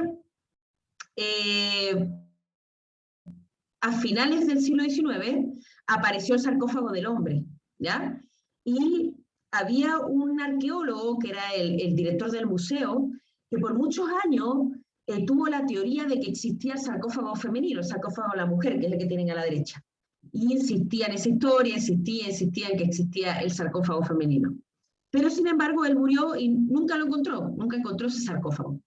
Bueno, pocos años después, él vivía en una casa, y esa casa la vendieron sus familiares para que se hiciera un edificio de departamento, y cuando estaban derrumbando la casa y sacando todo para colocar los cimientos del edificio de departamento, a que no saben qué es lo que se encontraron debajo de su casa, la casa en la que vivía este arqueólogo que está tan obsesionado con que existía el sarcófago femenino. El sarcófago femenino. Entonces, toda la historia es real. Entonces, muchas veces tenemos esos tesoros escondidos, tenemos el patrimonio agroalimentario en muchas zonas de nuestro país. Es increíble, a mí me ha tocado trabajar bastante el tema y hay una diversidad, una riqueza brutal, pero lo tenemos ahí como un tesoro escondido, como algo que no se conoce, que no se cuida mucho, que está en muchos casos desapareciendo, ¿ya? Porque, siguiendo un poco con esto de las fotos, les muestro estas fotos de la inauguración de un proyecto años atrás, y claro, acá por ejemplo tienen Este licor que tienen acá es un licor, o sea, un producto vitícola muy patrimonial en la región de O'Higgins, que se llama Mistela, ¿ya? Y este que tienen acá es una botella de vino de una viña boutique, de allá también de la zona. Este producto, como les digo, es muy patrimonial, tiene mucha historia, etcétera, pero si yo les pregunto, si ustedes van a la inauguración de este proyecto y se encuentran estas dos botellas, ¿cuál es la que se animan a abrir primero? ¿Cuál incluso comprarían? Quizá alguien me dice que la de Mistela, felizmente, porque quieren probar algo distinto, lo que sea. Pero yo les digo que, en general, y siendo muy honesto, con la mano en el corazón, creo que casi todos nosotros abriríamos esta botella y beberíamos la botella de vino. ¿Por qué? Porque le vemos un buen etiquetado, una buena cápsula que la está guardando, con su corcho seguramente ahí dentro, vemos un color mucho más transparente, más translúcido, y acá sin embargo vemos que hay algunas cosas que están flotando, de repente el envase ya se usaba anteriormente, el corcho está puesto un poquito de cualquier manera. Entonces, lamentablemente tenemos muchos de estos tesoros escondidos, tenemos muchos de estos productos patrimoniales en todo el país, yo les digo, es increíble, pero sin embargo falta la puesta en valor, falta la colaboración entre los productores que aún están en estos oficios y el poder facilitarles los instrumentos, los equipos, la asesoría, el acompañamiento, porque no es una intervención, no es cambiar lo que ellos hacen, pero es poder acompañarlos para que vayan hacia un producto que sea más presentable de cara a los consumidores, sin necesariamente tener que dejar lo que están haciendo, sino poder acercarse un poco más a los consumidores, porque si no, son producciones que se venden a muy bajo precio, que normalmente terminan desapareciendo porque no son algo rentable. Y cuando les digo rentable, no estoy pensando en hacerse dueño de un monopolio, o sea, de ser un multimegamillonario y de una grandísima empresa. Rentable es que ellos puedan tener los ingresos necesarios para llevar una vida digna con su actividad. Eso es rentable en este contexto. Pero en muchos casos, esas producciones están con unas cualidades tan alejadas de los consumidores que se venden en circuitos muy cercanos y a precios muy bajos. Y ahí quiero ir cerrando, voy a mencionarles solamente esto, es que nosotros hemos desarrollado varios proyectos en terreno para tratar de rescatar este tipo de oficios patrimoniales y de productos patrimoniales, pero ayudando a los productores con ellos, no dándoles ninguna fórmula mágica, sino con ellos a hacer una cierta agregación de valor. Entonces, por ejemplo, en el 2016 nosotros partimos con un proyecto con los productores de Chacolí de la región de O'Higgins, de Doñihue. El Chacolí es un vino joven, es decir, es un producto que está entre la chicha y el vino y que tiene una tradición de más de 200 años. De hecho, era el producto vitícola más producido en Chile hasta antes de la entrada de la cepa francesa. Y ahí nosotros nos encontramos a productores muy pequeños con problemas de higiene, inocuidad en su producción, y que vendían a granel su producto, es decir, alguien iba con una botella de Coca-Cola y rellenaba con Chacolí y se iba a precios muy bajos, es decir, vendían a 400, 500 pesos el litro, no mucho más, y en muy malas condiciones. Entonces muchos estaban envejeciendo, estaban arrancando las parras, porque para ellos no les merecía la pena. Y sin embargo ahí había un tesoro escondido, porque se usan cepas criollas, parrón español, parrón tradicional, las herramientas de manejo que ellos usan, el microclima de la zona, la historia que tiene ese producto, que se entiende que con él se brindó en el banquete de la patria, y qué sé yo. Entonces, había muchas cualidades positivas, muchas cualidades patrimoniales, pero que no estaban acompañadas de la imagen, la inocuidad, etcétera, de ese producto. Es donde nosotros entramos a tratar de valorizar y promover ese producto, pero siempre que fuera elaborado por pequeños productores de la zona. Distintas actividades que estuvimos haciendo durante 2 años, pero mostrarles que acá el aspecto inicial era parecido a la Mistela que les mostré unas diapos atrás, y este fue el aspecto con el cual terminaron el proyecto. Un producto etiquetado, bien identificado, con alegoría a esos elementos patrimoniales, un producto de muy buen sabor, bien transparente, muy, muy bien presentado y amable para el consumidor. Y esto les llevó a que pasaran de vender el producto a 500 pesos el litro, cosa que no les merecía la pena casi cultivar, a estarlo vendiendo en botella a 3.000, 4.000 pesos, incluso han tenido experiencias de venta a 7.000 pesos el litro, o sea, perdón, los 750 cc embotellado. Entonces, han por lo menos cuadruplicado el precio de venta, y si no, incluso más, cuando han llegado hasta ciertos mercados, que han sido ferias patrimoniales, locales especializados, etcétera, no es que estén exportando ni nada por el estilo.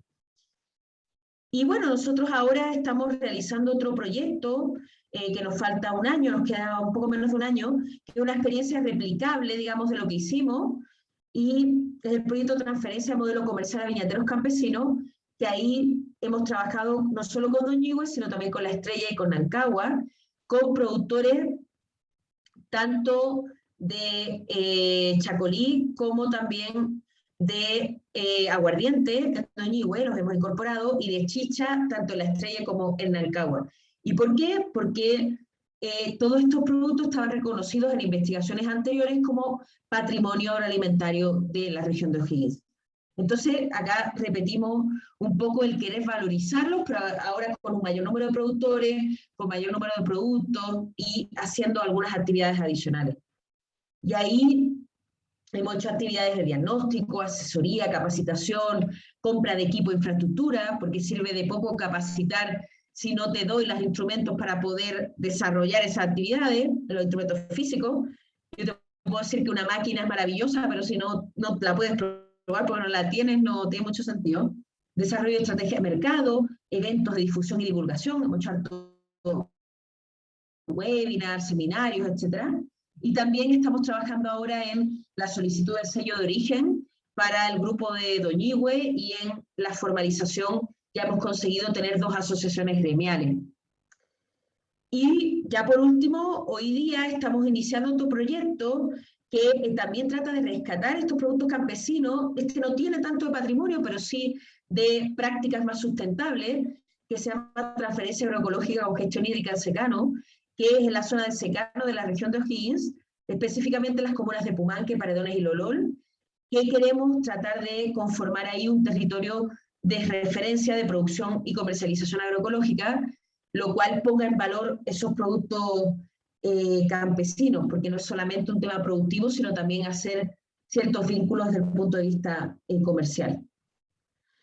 Y bueno, por último, comentarles que siempre para nosotros lo más importante en todos los proyectos, sea investigación, sea extensión, sea trabajo en terreno, lo que sea, es tratar de ser muy respetuosos y trabajar mucho con los beneficiarios para tratar de entenderlo, conocerlos bien y de alguna forma proponerles las soluciones que les puedan ser más asequibles y más útiles para ellos. Muchas gracias.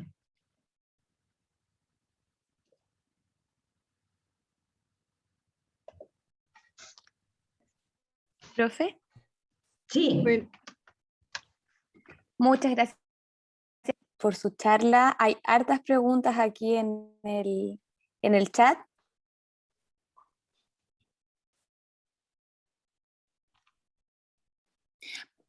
Valentina Celada pregunta, ¿qué estrategias cree que podrían ser útiles para fomentar la asociación de los productores si existe ese rechazo que usted comentaba? Bueno, ahí se ha tratado de trabajar un montón de cosas porque es bien complejo. Ese es un tema que ha traído de cabeza completamente yo creo que a todos los que nos dedicamos a estos temas durante mucho tiempo, porque realmente hay muchos problemas que es probable que una mayor asociatividad, no te digo que lo solucionara, pero los mitigara. Por ejemplo, el tema de la comercialización, el tema de los intermediarios. Es muy probable que una asociatividad, y se ha demostrado en algunos casos, mejorara esa situación. Pero, a ver, yo también me he hecho esa pregunta muchas veces y me ha tocado investigarlo y escribir sobre ello y de todo. Sí, es complejo, son muchos factores. Yo creo que lo primero es ser bien amplio en el tema de la asociación, porque muchas veces se va a los productores como decirle, tienen que armar una cooperativa. Y una cooperativa finalmente es una empresa de todos juntos. Por tanto, igual hay que estar muy de acuerdo y muy sintonizados para armar una empresa juntos. Es difícil. Pero hay otras figuras, como las asociaciones gremiales, o incluso figuras funcionales, como hacer acuerdos para ciertas cosas. Entonces yo creo que un punto importante es tener una mirada amplia sobre lo que es asociarse. Porque en general vamos y hay que armar una cooperativa, y armemos una cooperativa, y vayamos a intentar que sea una cooperativa. Y hay un montón de cooperativas agrícolas en Chile que están inactivas, que hace muchísimo tiempo que no informan nada al Servicio de Impuestos Internos porque no tienen actividad. Entonces, eso es un tema. El otro tema es que no vamos a lograr revertir algo cultural de la noche a la mañana desde el punto de vista de que por muchos años se les dijo a los productores que asociarse era algo sospechoso y era algo que te van a tomar el pelo, se van a llevar la plata, o es una cosa de la izquierda, o yo qué sé qué más. Entonces hay muchas experiencias malas, mucho como una mal, digamos, concepción respecto a asociarse, excepto de aquí, o sea, de unos años atrás hacia acá. Desde yo te diría como unos 7, 8 años, sobre todo desde el año de las cooperativas de la FAO y demás, ha habido un incremento, un intento de incrementar esto, pero eso no va a suceder de la noche a la mañana. También hay que ser paciente con eso. Por otro lado, hay que, yo creo, ver en qué casos es interesante esa asociatividad y para qué se quiere. No podemos empujar a asociar por asociarnos, sino para qué se quiere y acompañar un poco eso. Porque también el problema que tienen muchas cooperativas, por ejemplo, es que los productores muchas veces no tienen los recursos para tener profesionales que gerenten la cooperativa.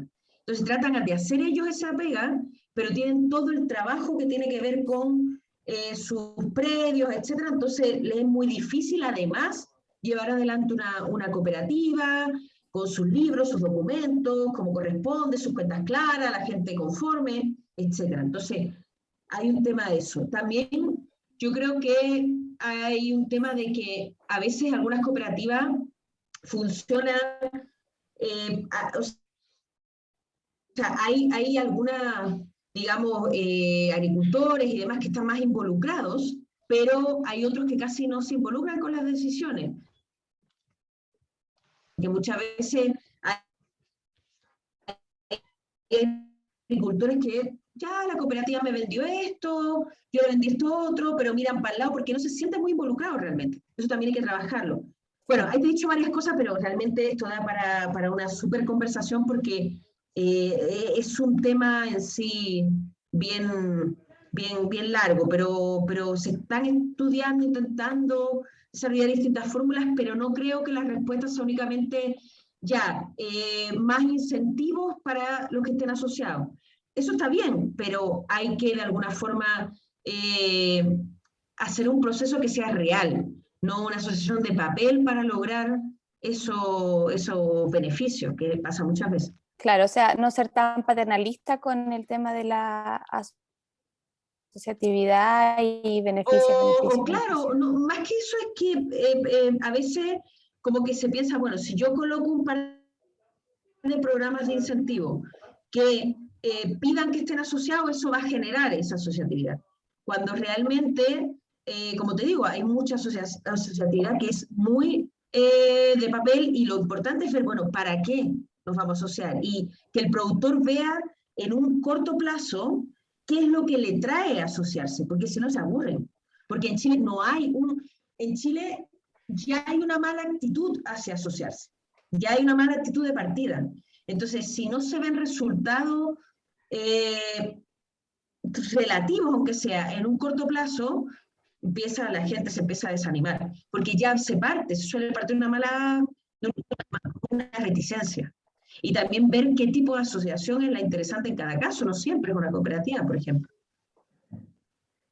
Claro, o sea, el objetivo debería estar bien claro. Sí, se lo preguntaba en relación a lo que hemos visto como Alto Andino en en los ganaderos de allá de Bisbiri, que no, como usted dice, hay muchos problemas de asociatividad, no se ponen muy de acuerdo, hay conflictos graves entre ellos de tema de familia o de aguas o de cómo se llega al bofedal, cómo se riega. Entonces, claro, debería haber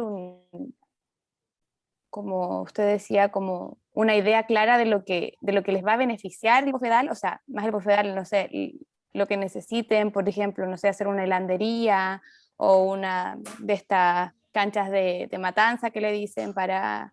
Pero sí, falta un poco, creo yo, eso, y sobre todo lo que usted también mencionaba, que van quedando solamente los más adultos, mayores, y ya no quedan jóvenes. Y más difícil todavía se hace, claro, cambiar, hacer una cosa distinta. ¿Hay más preguntas, Pauli? ¿Las tienes ahí? Sí, hay una de Sebastián Durán que dice, respecto a las capacitaciones de campesinos en general, ¿es posible la conexión o el trabajo en conjunto permanente entre un campesino y un sujeto voluntario con conocimientos quizá más administrativos?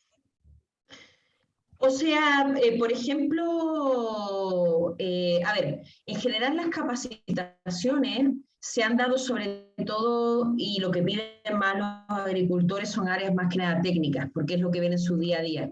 Ahora, ha intentado haber cada vez más una incorporación de aspectos comerciales, administrativos, porque es muy importante planificar bien. Como les decía, muchos agricultores desconocen sus costos, por ejemplo. Entonces, claro, es difícil ponerle un precio a algo si yo desconozco mis costos, o tienen una imagen de que formalizarse es casi que te va a despertar y va a tener al inspector del SAC y al del Servicio de Impuesto Interno despertándose contigo. Entonces, el aspecto administrativo de gestión, etcétera, la verdad que en general los agricultores están bastante al debe, y por eso en muchos casos le venden intermediarios, caen en un proceso que realmente su pega es producir y hasta ahí. Y eso también les impide apropiarse de mayor ingreso, progresar un poquito. Entonces, claro, se está incluyendo cada vez más, pero sí ha habido fórmulas, sobre todo con el caso de las cooperativas, en los cuales ha habido programas que les tratan de colocar un asesor más constante. O sea, que tengan una asesoría económica, como le llama el INDAP, que esté constante, porque en general sí que en las cooperativas es necesario tener un gestor y demás, un gerente, aunque muchas veces, como le digo, esa pega la terminan haciendo los propios agricultores, pero no suele resultar muy bien. Entonces, ahí sí hay más experiencia, más continua. Pero lamentablemente, en general, las capacitaciones como más individuales, más de Prodesal, más en las asesorías y demás, es un área que está todavía poco presente respecto a lo técnico. Perfecto. Bueno, estoy viendo y creo que esa era la última pregunta. No sé si alguien más tiene otra, como para más o menos ir cerrando ya nuestro ciclo. Claro, parece impresionante con la historia de lo del Sí. el sarcófago. Sí, Pero es real, la pueden googlear. No me la inventé. Sí, increíble. Bueno, a veces las cosas están donde uno menos las espera. La realidad supera la ficción. Sí.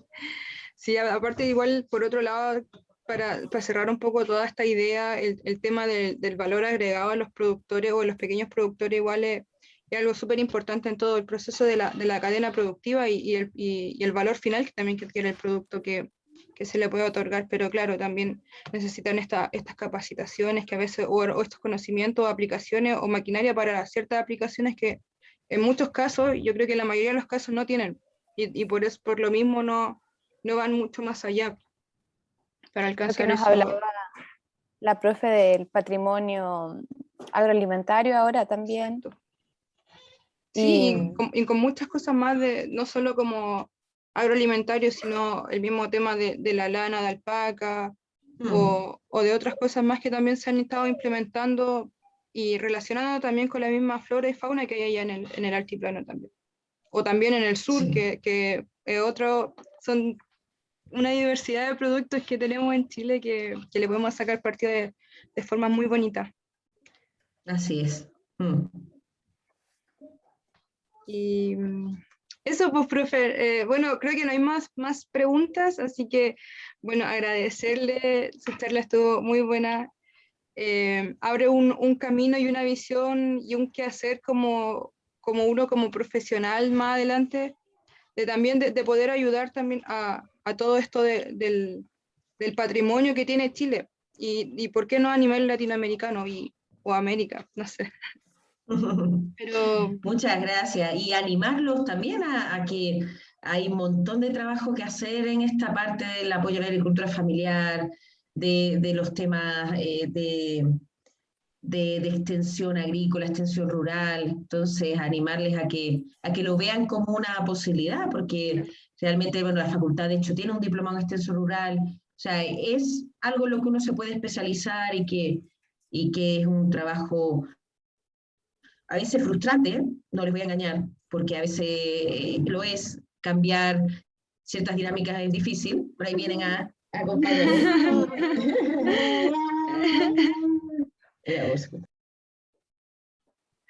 sí, no se preocupe.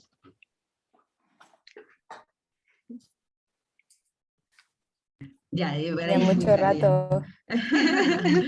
pero como le decía, que es toda una línea profesional que yo les animo y que no es lejana para nada a ustedes. Entonces, les animo a que conozcan más y se formen más en esto, y por supuesto me tienen disponibles, saben dónde ando.